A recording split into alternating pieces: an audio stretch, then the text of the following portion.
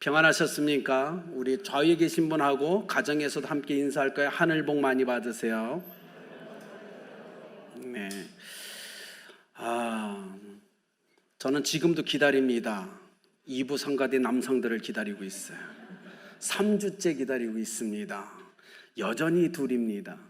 우리 남자 집사님들 헌신을 좀 해주셨으면 좋겠는데, 하박국서 전체에 대한 주제를 얘기하려면 기다리라 합니다. 기다림에 대한 거죠. 네, 오늘도 변함없이 2장을 갖고 여러분과 좀 나눴으면 좋겠습니다. 여러분, 전 세계적으로 유명한 영화 감독 장이모 아시나요? 장이모 감독 2014년도에 영화를 하나 촬영해서 개봉했습니다. 5일의 마중이라는 영화입니다. 혹시 보신 분 계세요? 5일의 마중. 네, 사진 보면 아마 아실 수도 있을 것 같은데, 5일의 마중이라는 영화가 있습니다. 공리가 주연했죠. 문화대혁명 시기에 대학 교수였던 남편이 사상범으로 몰려서 체포되어 감옥에 갇힙니다. 근데 감옥 생활에 힘드니까 이분이 도망쳐 나와요. 감옥에서 탈출을 하죠. 근데 공안 당국이 알고 있었어요. 분명 도망치면 집으로 올 거다. 아내와 자녀들을 찾을 거다. 오기 전에 이미 선수를 다 쳐놨죠. 근데 문제는 뭐냐면, 딸내미가 학생이었는데 학교에서는 유명한 연극에 이제 주연 자리를 놓고 기다리고 있었어요. 근데 공안이 얘기합니다. 아버지가 오면 신고하라고. 그렇지 않으면 그 자리 보장 못 한다고. 아버지가 집에 온 거예요. 당황했어요. 어떻게 해야 될까요? 단단이라는 딸이 신고합니다. 그 연극의 주연 자리 때문에. 그래서 평생을 아버지한테 죄책감을 가지고 인생을 살아가요. 근데 그 일이 충격이 되어서 아내인 펑완위가 우리가 얘기하는 시민성 기억 장애에 걸립니다. 외상성 충격으로 인해서 기억을 못해요. 아버지는 잡혀서 감옥에 다시 들어갑니다. 그리고 20년간을 감옥에 살았습니다. 20년 후에 무혐의로 풀려나요. 또 무죄로 풀려납니다. 근데 그가 풀려나서 너무 기쁜 마음에 집으로 달려와서 아내 앞에 딱 섰는데 아내가 기억을 못하는 거예요. 아내의 기억 속에 남편은 20년 전에 멈춰져 있습니다. 어떤 노력을 해도 이 남편을 못 알아보는 거예요. 눈앞에 있는데. 남편이 어떻게 했냐면, 그래서 자기 집 옆에 새를 방으로 씁니다. 그리고 아내 옆에서 살아가 옆집 아저씨로 끊임없이 항상 그와 동행하는데, 이 아내의 기억 속에 남편은 딱 기억하는 게 딱 하나가 있습니다. 감옥에서 보내준 편지, 5일날 만나자라는 거였어요. 5일. 그래서 아내는 매달 5일이 되면 기차역전으로 나갑니다. 그리고 남편을 기다려요. 끊임없이 기다립니다. 근데 옆집에서 아저씨로 살아가는 남편은 항상 동행해요. 인력거에 아내를 태우고 기차역전으로 갑니다. 눈이 펑펑 내려 한겨울에 5일날 아내를 데리고 기차역전에 가서 자기 이름이 쓰여진 팻말을 들고 아내와 함께 서 있어요. 20년 전에 그 남편이 돌아오기를. 너무 안타깝죠. 남편이 바로 옆에 있음에도 불구하고 남편을 기다리는 아내의 모습, 끝없는 기다림, 그것이 5일의 마중이라는 영화의 핵심 내용입니다. 제가 이 영화의 내용을 보면서 어쨌든 지금 이 시대에 우리 그리스도인들이 이렇게 살면 안 되는데 라는 생각을 좀 많이 해봤어요. 남편 대신 예수 그리스도가 옆에 계신데도 불구하고 그 남편을 못 알아보면서 그리움 속에서 평생을 힘없이 아픔 가운데 그리움으로 살아가는 그리스도인들이 있다면 아마 비참하지 않을까요? 여러분 기억하십시오. 신랑 되신 예수 그리스도께서 오늘도 변함없이 성령님과 여러분과 함께 하신다는 사실을 믿으시길 바랍니다. 신랑 되신 예수님의 마음은 단 한 번도 여러분을 떠난 적이 없습니다. 기다림. 여러분 인생이 여러 가지로 정의할 수 있지만 제가 보기엔 인생이 기다림이 아닐까. 우리의 삶에 끝없는 기다림을 가지고 살아가는 것이 인생이 아닐까라는 생각을 한번 해봅니다. 이 시대 그리스도인들, 여러분 주님이 이 땅에 오실 날 그리워하십니까? 사모하십니까? 저는 빨리 왔으면 좋겠어요. 솔직히 말하면 주님이 그 때를 좀 앞당겨 주셨으면 좋겠어요. 왜냐하면 코로나로 예배 자리에 앉지 않는 성도가 갈수록 늘어가고 믿음을 잃어버리고 신앙을 잃어버린다는 안타까움이 있기 때문에 그래요. 그래서 주님이 좀 더 빨리 오셔서 이 땅의 모든 그리스도인들을 다 구원해 주셨으면 좋겠다는 간절함이 있습니다. 여러분, 오늘 말씀에 보면 이렇게 얘기합니다. 이 시대에 예수 그리스도를 구주로 영접한 우리는 이 기다림 속에서 무엇을 하면서 주님을 맞이해야 되는가라는 질문을 던집니다. 하박국이 그 질문을 던졌죠. 그때 하나님이 이렇게 얘기합니다. 오늘 보면 하나님의 말씀, 묵시를 가슴판에 명백히 새기라라고 얘기합니다. 이 묵시를 기억하여 판에 명백히 새겨라. 그리고 달리면서도 읽을 수 있게 하라. 이게 첫 번째 하나님의 말씀이었죠.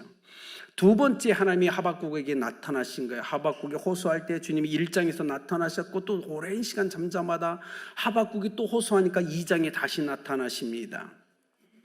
여러분, 만약에 하박국 선지자가 하나님의 살아계심을 확신하지 못했다면, 하나님의 살아계심에 대한 분명한 믿음이 없었다면 성루에 올라갈 수 있었을까요? 그 성루에 올라가서 적이 침공하는지를 파수꾼이 되어 살피면서 하나님 앞에 엎드려 기도할 수 있었을까요? 아닐 겁니다. 그는 확신했어요. 하나님은 살아계시다. 그리고 하나님은 역사하실 것이다. 그래서 그는 믿음의 발걸음을 올려 성루에 올라갑니다. 그리고 자기가 있던 파수꾼의 사명을 다 하고 있어요. 주변을 살피고 있는 거예요. 그러면서 엎드려 하나님의 그 시간을 기다립니다. 놀라운 거죠. 여러분, 신앙이 뭘까요? 믿음이 뭘까요? 히브리서 11장, 믿음은 바라는 것들의 실상이고 보지 못하는 것들의 증거다라는 표현을 아주 쉽게 얘기하면 믿음은 뭐다? 기다림이다 라고 얘기합니다. 여러분, 주님을 기다리십니까? 그것이 여러분의 믿음입니다. 기다림은 믿음이라고 오늘 하박국서는 우리에게 얘기하는 거예요. 기다림의 모습이 우리의 믿음을 드러낸다라고 지금 얘기하고 있는 겁니다. 하박국은 기도하면서 기다렸어요. 끊임없이 기다림 속에서 기다렸어요. 그리고 드디어 그 기다림의 끝에 하나님이 그를 찾아오십니다. 그리고 2절 말씀처럼 너는 이 묵시를 기록하여 판에 명백히 새기되 달려가면서도 읽을 수 있게 하라는 명령을 줍니다. 여러분, 이 묵시라는 것 뭐죠? 묵시, 계시라고 얘기하죠. 비밀스러운 메시지라는 뜻이죠. 쉽게 말하면 감춰져 있는 거예요. 그것을 어떻게? 뚜껑을 열어서 보여준다는 의미가 많습니다. 하나님만이 알고 있는 그 계획을 뚜껑을 열어서 선지자인 하박국에게 보여주는 거예요. 그런데 여기서 재미난 게 나옵니다. 달려가면서도 읽을 수 있게라는 이 표현이 참 재미난 표현이에요. 여러분, 어떻게 하면 달려가면서도 읽을 수 있을까요? 두 가지 의미입니다. 첫 번째는 여러분의 신비에 새기는 겁니다. 그러면 외부 환경이 어떤 환경이 몰아치든 여러분 선명하게 하나님의 말씀이 보일 겁니다. 아마 주님은 하박국에게 그 얘기를 하고 계신 거예요. 내가 너에게 말하는 것 신비에 선명하게 아주 깊게 새겨라. 그리고 그걸 기억하며 살아가라. 두 번째로는 학자들은 이렇게 표현합니다. 이 달려가면서 읽을 수 있게 하라고 한 건, 여러분 자동차 운전하면서 고속도로를 달려보셨나요? 달리다 보면 대형 광고판이 나오죠. 그리고 글씨가 엄청 크게 누구나 선명하게 볼 수 있게 됩니다. 바로 그 의미라는 거예요. 모든 사람이 볼 수 있게 큰 광고판 같은 데 선명하게 새겨서 그걸 지나가는 모든 사람이 볼 수 있게 하라. 너와 너희 세대와 다음 세대가 볼 수 있게 하라. 이것이 하나님의 명령이었죠. 여러분, 우리가 성경을 갖고 있습니다. 66권이죠. 모든 세대가 이걸 보고 있죠. 이렇게 기록하라는 거예요. 너희 세대뿐만이 아니라 다음 세대 또 다음 세대가 볼 수 있고 묵상할 수 있도록 기록하라. 이 두 가지 의미를 하박국에게 얘기하셨죠. 그런데 이렇게 하신 이유가 있어요. 뭐죠? 반드시 이루겠다는 거예요. 여러분, 이렇게 기록했는데 하나님이 이 말씀을 성취하지 않을 때 하나님은 거짓말장이가 되잖아요. 그렇지 않습니까? 선명히 새겨놨다고요. 모든 백성이 다 봤어요. 그 시대도 봤고 다음 세대도 다 봤어요. 그렇다면 하나님은 어떻게 해야 되죠? 성취하셔야만 되는 거예요. 그래야 신실하신 하나님이 입증되기 때문에 그래요. 하나님의 의지는 결연합니다. 사겨라, 선명하게 새기라, 내가 이룰 거야, 이 말씀을 하고 있는 거예요. 여러분, 하나님의 말씀이, 하나님의 약속이 분명히 성취될 걸 믿으시길 바랍니다. 그렇지 않고선 이 말씀을 왜 주셨겠어요? 내가 성취할 거야 라는 그 분명한 메시지를 우리에게 전달하기 위해서 이렇게 기록해서 우리에게 주셨잖아요. 오늘 하박국에게 그 얘기를 하는 겁니다. 나는 성취할 거야. 그러니 모든 세대가 볼 수 있도록 기록해 놔라, 이 얘기를 하고 있죠. 아름다운 교회는 매년 1월 1일에 성경 읽기를 시작합니다. 여러분, 아름다운 교회 성도라면 1월 1일부터 시작되는 성경 읽기에 모두 동참하셔야 됩니다. 아무리 바쁘더라도 성경 앞에 여러분 묵상의 자세를 취하셔야 돼요. 초대교회와 중세교회 성경을 읽는 것을 거룩한 독서라고 이름을 붙였습니다. 하나님 앞에 엎드려 하나님의 말씀을 묵상하는 것은 거룩한 독서라고 얘기했어요.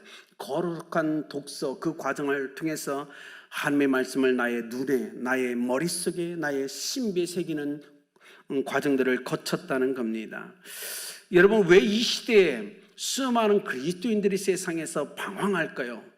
잘 생각해 보십시오. 일주일간의 삶, 우리는 재물과 하나님을 겸하여 섬길 때가 너무도 많다는 걸 여러분 기억하십니까?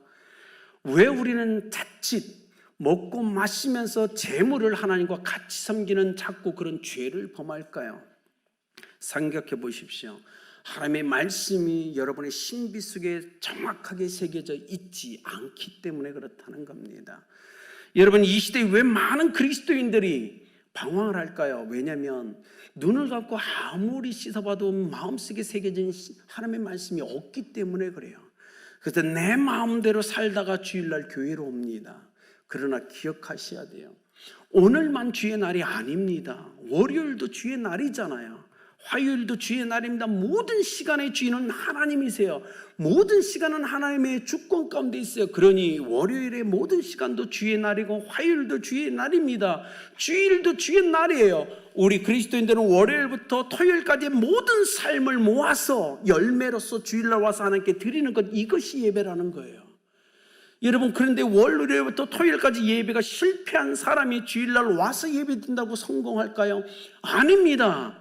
하나님은 그 예배를 받지 않으세요. 이건 목회자였기 때문에 여러분에게 말씀드리는 것이에요. 월요일부터 토요일까지 모든 삶의 열매를 가지고 하나님 앞에 나와서 드리는 것, 그것이 예배예요. 그러니 월요일부터 6일까지를 다 재해냈고 주일날 이 2시간 모여서 예배드리는 것을 예배라고 착각하시면 안 됩니다. 여기서 선포된 메시지를 가지고 삶의 열매를 거둬서 다음 주에 나와서 하나님께 그 열매를 오리려 드리는 것, 그것이 진정한 하나님이 원하는 예배라는 거예요. 그래서 오늘 하박국 선지자에게 하나님 말씀합니다. 이 묵시를 새겨라, 선명하게 새겨라, 그리고 인생을 살아가라 라고 얘기하는 거예요. 여러분, 누군가를 약속하고 기다릴 때 여러분 어떤 모습으로 기다립니까? 지금 다 보면 핸드폰 보면서 기다리죠. 안 그렇습니까? 안 되면 유튜브 보면서 기다리죠. 목사님들도 똑같더라고요. 목사님들 모임 가면 다 핸드폰 갖고 있어요. 그래서 너무 심한데 막 이런 생각이 들 때 있는데, 여러분 기억하셔야 돼요. 우리가 정말 구원받은 그리스도 예수의 제자라면 우리는 기다림의 시간 동안 말씀 앞에서 묵상해야 된다는 사실입니다. 그래서 주님은 오늘 하박국에게 그 얘기하는 거야. 이 말씀을 기록해서 네가 나를 더 기다려야 되는데 그 시간 동안 말씀을 묵상해야 돼 라고 얘기하는 거예요. 그 말씀이 그를 인도해 갈 때문에 그래요. 사랑하는 여인의 편지를 받고 약속을 기다리는 것과 같이 끊임없이 그 약속을 되새기면서 기다리는 것, 그것이 바로 신앙인의 삶입니다. 기억하세요. 믿음은 뭐다? 기다림이다. 아마 고통스러울 겁니다. 힘들 겁니다. 버거울 때도 있을 거예요. 그러나 여러분이 정말 믿음이 있다면 기다리셔야 됩니다. 하나님의 때를. 그것이 믿음이죠. 기다리다 못해서 세상으로 뛰쳐나가 세상 사람과 살아가는 것, 그거는 믿음이 아닙니다. 두 번째로 지금 이렇게 얘기합니다. 더딜지라도 반드시 이루어지리라라고 얘기합니다. 반드시 이루리라. 근데 이게 재미난 표현이에요. 여러분, 더딜지라도 라는 표현은요, 하나님에게서 더디다는 표현은 합당치 않습니다. 우리가 더딘 거예요. 그죠? 우리가 조급하기 때문에, 마음이 급하기 때문에 우리가 보기에는 하나님이 더디다라고 생각하지 않으면, 정확한 계획에 하나님의 정확한 때에 하나님은 역사하세요. 그렇기 때문에 하나님은 더디다는 표현이 합당치 못해요. 네, 우리가 조급한 거죠. 그렇지 않습니까?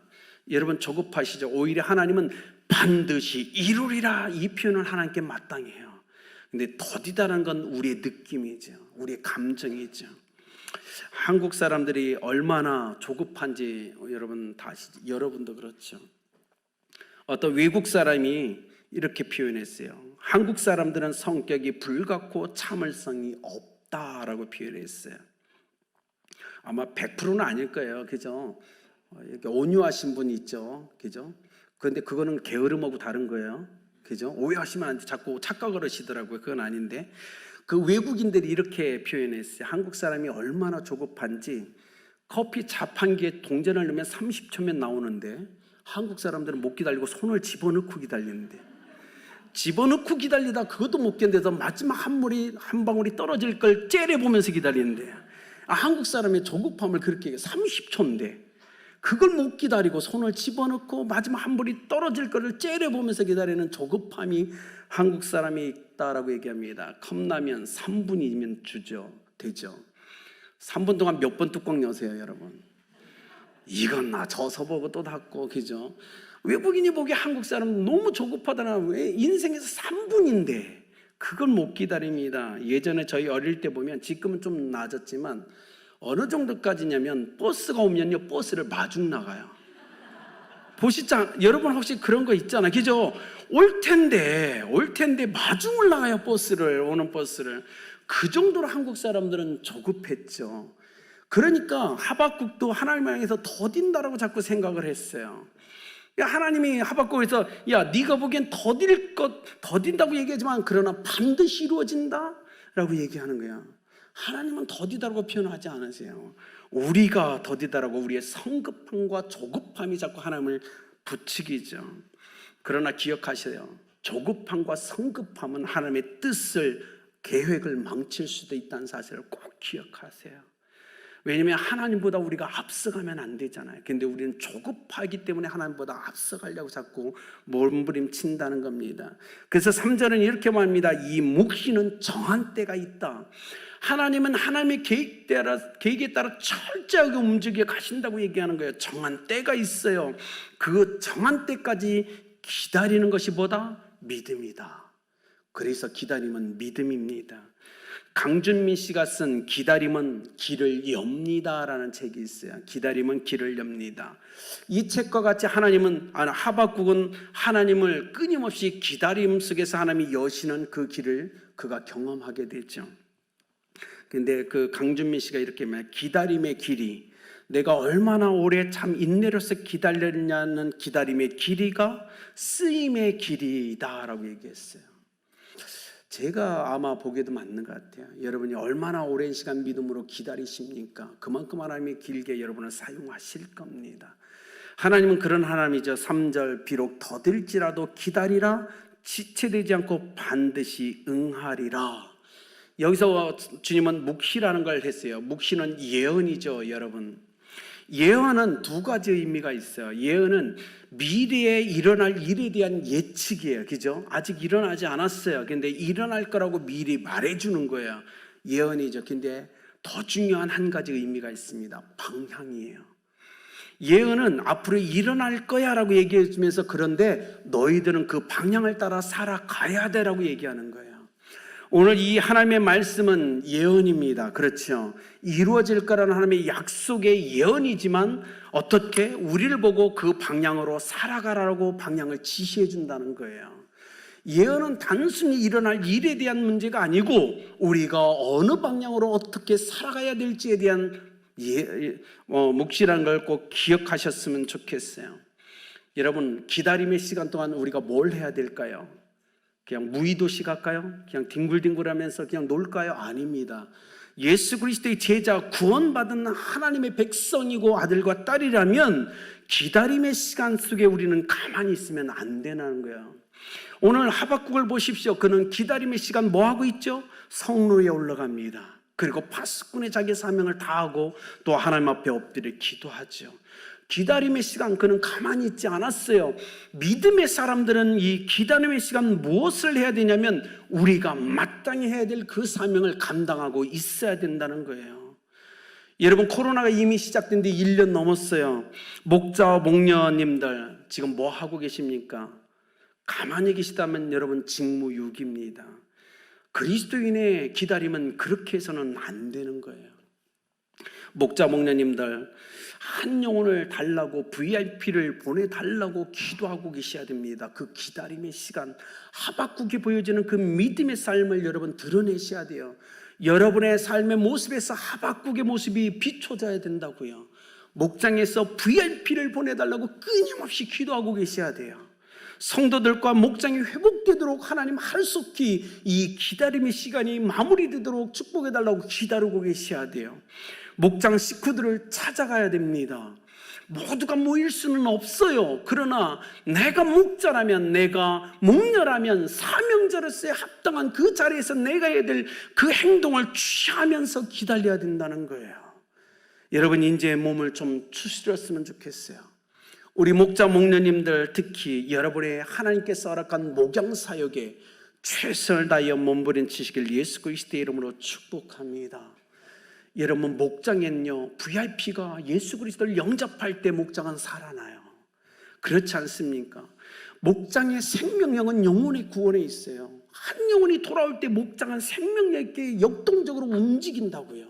그런데요, 목장에서 VIP가 없거나 영혼이 구원받지 않으면 목장은 날마다 어떻게 피곤해지는 거예요. 힘들어집니다. 영혼의 열매가 목장에서 맺어질 때만이 우리는 힘을 낼 수 있어요. 그러니 여러분, 지금 더딘 시간을 우리는 보내고 있지만 하나님 앞에 기도하며 기다립시다.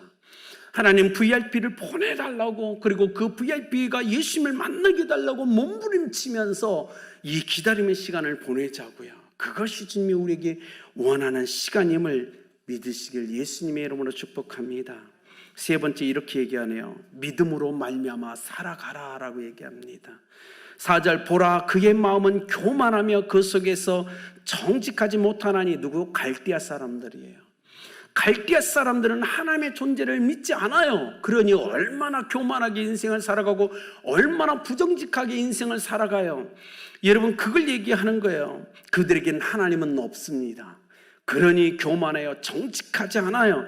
그러나 하나님을 믿는, 예수 그리스도를 믿는 그리스도의 제자들은 하나님은 살아계시고 나의 모든 것을 보고 계시고 듣고 계시고 알고 계시기에 우리는 교만하지도 못하고 우리는 항상 겸손하고 정직하게 인생을 살아간다는 걸 말씀해 주는 거예요.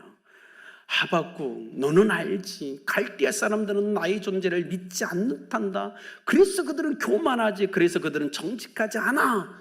그러나 이스라엘 백성은 나를 알잖아. 너는 나를 알잖아. 그러니 어떻게 정직하게, 교만하지 말고 겸손하게 인생을 살아가야 된다고 얘기하는 거예요. 그래서 4절에 의인은 그의 믿음으로 말미암아 살리라는 메시지를 그에게 줍니다. 믿음으로 말미암아 살리라는 두 가지 의미가 있죠. 의인은 그의 믿음으로 말미암아 살리라는 첫 번째 의미는 믿음으로 구원받는다라는 의미예요. 믿음으로 의롭게 된다는 의미입니다. 이것이 첫 번째 의미예요. 두 번째 의미는 뭐예요? 믿음으로 거룩하게 정직하게 살아간다라는 의미입니다. 여러분은 이미 구원받았어요. 그렇죠? 이미 의롭다라고 칭함을 받았어요. 이젠 여러분이 믿음으로 삶을 살아내셔야 됩니다. 내가 구원받았기 때문에 구원받은 자로서 합당한 삶을 살아내는 것, 그것이 믿음으로 말미암아 살리라라는 의미인 것입니다. 존 오트버그가 쓴 선택훈련이라는 책이 있습니다. 어렵지 않은 책입니다. 존 오트버그의 선택훈련이라는 책, 시간 되시면 여러분 사서 읽으시면 좋겠어요. 이렇게 얘기합니다. 어렸을 때는 부모님이 그들에게 어린아이 자녀들의 선택을 부모님들이 다 해준다는 거예요. 이 옷 좋아, 이거 먹어야 돼, 여기 가자, 다 해준다는 거예요. 그러나 그러나 영원히 부모가 자기 자녀를 이런 존재로 키우지는 않는다는 겁니다. 부모가 언제는 우리 자녀가 훌륭한 인격과 옳은 판단력을 가진 존재로서 자립하기를 원한다는 거죠. 하나님도 동일합니다. 여기 있는 우리가, 구원받은 우리가 올바른 선택 가운데 믿음으로 삶을 살아가기를 원하신다는 거예요. 그러기 위해서 믿음으로 말미암아 살리라는 건 여러분의 선택입니다. 여러분 매일에 살아가는 삶의 거리에서 믿음으로 분별하시고 선택하시는 후에 그 삶을 취하시고 살아가시길 예수님의 이름으로 축복합니다. 고린도후서 5장 7절은 이렇게 얘기해요. 이는 우리가 믿음으로 행하고 보는 것으로 행하지 아니함이로라. 믿음으로 행한다, 보고 행하지 않는다, 이 두 가지를 대조시킵니다. 보고 행하는 사람은 누구냐면 갈대아인들이죠. 그러나 이스라엘 백성 믿음의 사람들은 뭐예요? 믿음으로 행한다고 얘기합니다. 여러분이 오늘 여러분 삶 속에서 보는 것만으로 행한다면 여러분 믿음의 사람은 아닙니다. 분명 믿음의 사람이란 보고 행하는 것이 아니고 믿음으로 행한다는 거예요. 여기엔 분명한 차이가 있어요. 그 얘기를 고린도후서 5장 7절은 하고 있죠. 여러분 믿음으로 지금 행하고 계십니까? 어쩌면 여러분의 모든 게 믿음이어야 될 겁니다. 누굴 만나든 무슨 말 하든 무엇을 먹든 다 믿음이 필요하다는 거예요. 그렇지 않습니까? 하박국 선지자, 바람 앞에 등불 잤지 민족의 위기 앞에서 그가 가슴을 아리며 이 백성에게 이렇게 외칩니다. 의인은 그의 믿음으로 말미암아 살리라. 여러분 초대교회 그리스도인들이 핍박 가운데 있을 때도 동일하게 바울 사도와 수많은 사도들과 제자들은 외쳤죠. 오직 의인은 믿음으로 말미암아 살리라. 중세기 기독교의 흑암, 어둠 가운데 있을 때 종교 개혁자들도 동일하게 이 말씀을 외쳤습니다. 오직 의인은 믿음으로 말미암아 살리라.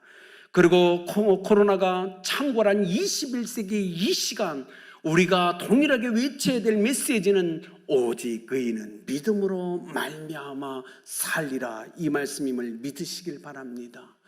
주님이 하박국 선지자를 통하여 역사가 흐를 때 그들이 분명하게 기억하기를 원하셨던 한마디라면 바로 오직 의인은 믿음으로 말미암아 살리라는 이것이었어요. 여러분 신비에 선명하고 깊게 새기셔야 됩니다. 무슨 일을 하든 항상 머릿속에 이 선명한 말씀이 달릴 때에도 떠올라야 돼요. 오직 의인은 믿음으로 말미암아 살리라. 무엇을 하든 이 말씀이 여러분의 삶을 주관해야 됩니다. 여러분은 완전히 사로잡고 있어야 돼요. 끊임없이 여러분이 무엇인가 보고 행하려고 할 때 마음속에서 이것이 성령의 음성으로 들려야 됩니다. 오직 의인은 믿음으로 말미암아 살리라. 저는 이 시대 우리 아름다운 교회 성도들이 오직 믿음으로 살아가시길 예수 그리스도의 이름으로 축복합니다.